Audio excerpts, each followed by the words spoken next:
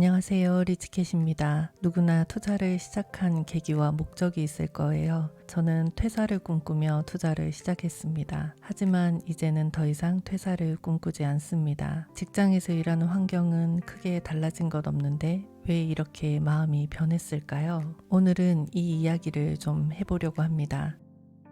예전에는 월급이 고마우면서도 족쇄처럼 느껴졌습니다. 먹고 살려면 어쩔 수 없이 회사를 다녀야 하는 불편한 진실 때문이었죠. 하지만 투자를 시작하면서 특히 배당금이 안정적으로 들어오면서부터 월급은 매달 스쳐 지나가는 사라지는 돈이 아니라 내 자산을 더 키워주는 원천이 되어주어 고마운 존재가 되었습니다. 그러니 일도 견딜만해졌고요. 저는 상장된 중견기업의 팀장으로 근무하고 있고 첫 직장인 외국계 회사로부터 약 20년 직장 생활을 하고 있습니다. 오랜 기간 사회생활을 했음에도 저에게는 왜 이렇게 대인관계가 어려울까요? 저는 한국형 사회성은 제로에 가까운 고양이과 사람입니다. 그래서 실제로도 고양이들과 살고 있는지도 모르겠네요. 어렸을 때부터 종종 심리 상담이나 정신과 치료를 받아왔습니다. 그 과정에서 늘 상담사나 의사 선생님들은 제 성향과 성격이 한국 사회에서는 아주 드물고 특이한 스타일이라며 이런 기질로 지금과 같은 사회생활, 조직생활을 하는 건 기적에 가깝다고들 하셨어요. 예를 들어 의무교육 외에 대부분의 배움이나 습득은 독학으로 했습니다. 이를테면 외국어라든지 악기라든지 지금도 그림을 그리며 작가 활동을 하고 있는데 그림도 누군가에게 배운 적 없이 혼자 시작해서 혼자 여러 활동을 하고 있습니다. 요약하자면 한국식의 일반적이고 보편적이고 대중적인 어떤 것들이 저와는 잘 맞지 않는 거죠. 그러니 대인관계, 사내 정치, 조직생활의 종합 선물 세트인 직장생활이 참으로 힘겨웠습니다. 저의 성향을 이 짧은 영상에 다 담을 수는 없지만 얼마나 제가 간절하게 퇴사를 원했는지 조금은 짐작이 되실까 싶습니다. 집안 형편이 그닥 좋은 편이 아니어서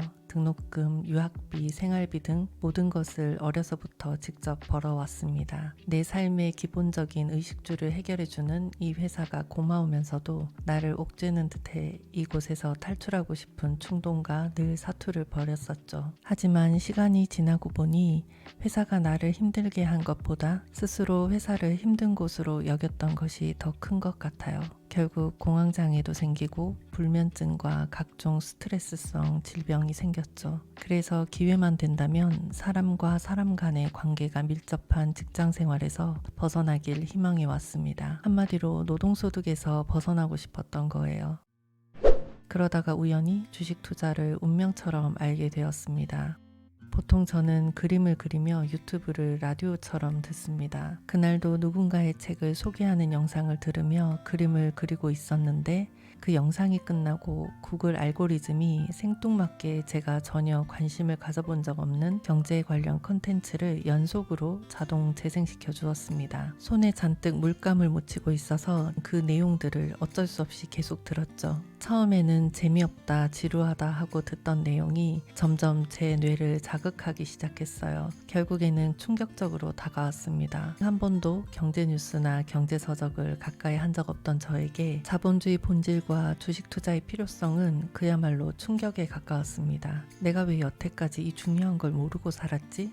왜 아무도 나에게 이런 걸 가르쳐 준 적이 없었지? 감겨진 눈이 트이고 뇌가 각성되는 기분이었어요. 우리가 얼마나 생산성 있는 경제활동에는 무지할 수밖에 없도록 유도되며 과도한 소비활동에 집중할 수밖에 없도록 각종 마케팅에 노출된 사회적 구조 속에 살고 있는지 그것을 깨닫는 순간이었던 거죠. 드디어 이 지긋지긋한 노동소득에서 탈출할 수 있겠구나. 정말 충격이자 환희를 느꼈습니다. 그때부터 닥치는 대로 책을 읽고 또 읽었어요. 주말 내내 도서관에 앉아 경제서적을 10권씩 읽은 날도 있었어요. 당시에는 지금처럼 주식 투자를 알려주는 유튜브도 거의 없었거든요. 특히 미국 주식은 더욱더 정보가 한정적이었습니다. 지금은 대부분의 증권사에서 거의 실시간으로 해외 주식 뉴스를 제공하지만 당시에는 그렇지 않았습니다. 그래서 새벽마다 야후 파이낸스를 통해 미국 뉴스를 직접 확인하고 미국의 각종 주식 정보 사이트를 직접 구글링했어요.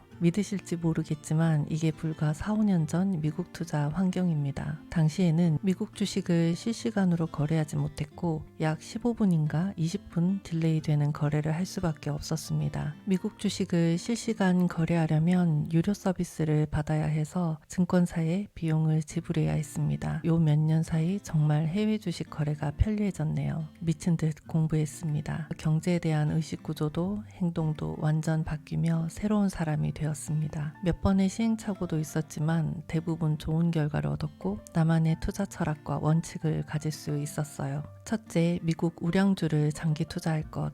둘째, 앞으로 10년은 산업을 이끌어갈 성장주를 투자할 것. 셋째, 경쟁하는 A 또는 B에 투자하지 말고 A, B의 원천 부품이나 자원을 제공하는 기업에 투자할 것. 예를 들어 여러 반도체 기업이 생존을 걸고 경쟁하는 와중에 이 모든 반도체 기업의 원천 부품을 제공하는 ASML 같은 기업 말이죠. 마지막으로 현금 흐름, 이왕이면 달러 수입을 안정적으로 창출하는 배당주에 투자할 것. 이것이 바로 제가 세운 투자 철학이자 원칙입니다. 묵묵하게 제 원칙대로 투자하며 본업인 직장 생활을 열심히 했습니다. 그러니 자산도 월 배당금도 꽤 불어났습니다. 그 속도는 점점 더 빨라지고 있고요.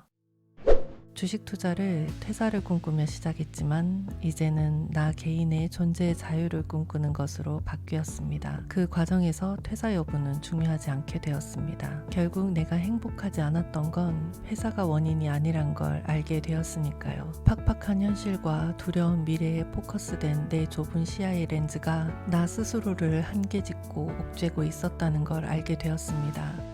솔직히 안정적인 현금 흐름 배당금과 미국 성장주가 주는 자산의 성장이 몸과 마음과 정신의 여유를 준 것은 분명합니다. 그렇게 시작된 경제적 여유가 내 존재의 자유를 꿈꿀 수 있도록 해주었어요.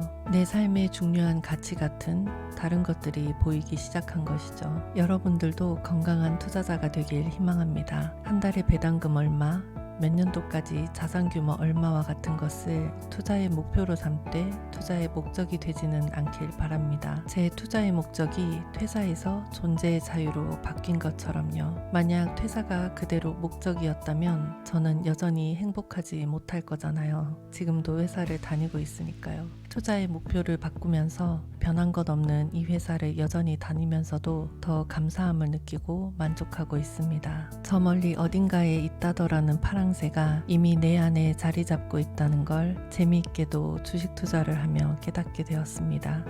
영상 마치겠습니다. 오늘도 더 부자 되는 하루 되세요. 감사합니다.